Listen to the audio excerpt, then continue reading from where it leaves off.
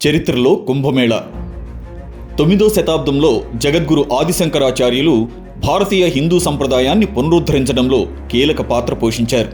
దేశవ్యాప్తంగా ఉన్న పండితుల్ని, ఆధ్యాత్మికవేత్తల్ని, సాధువుల్ని కలిసేందుకు నదుల ఒడ్డునే వేదికల్ని ఏర్పాటు చేయడంతో అదే కుంభమేళాగా మారిందని ప్రసిద్ధి.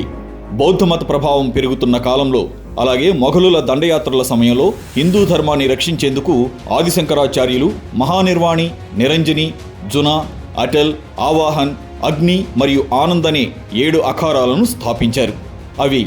ఈ అఖారాల ప్రధాన ఉద్దేశ్యం హిందూ సంప్రదాయాలు, విలువలను కాపాడటమే కాకుండా యుద్ధ కళల్లో నైపుణ్యం కలిగిన ఋషుల సమూహాలను తయారు చేయడం.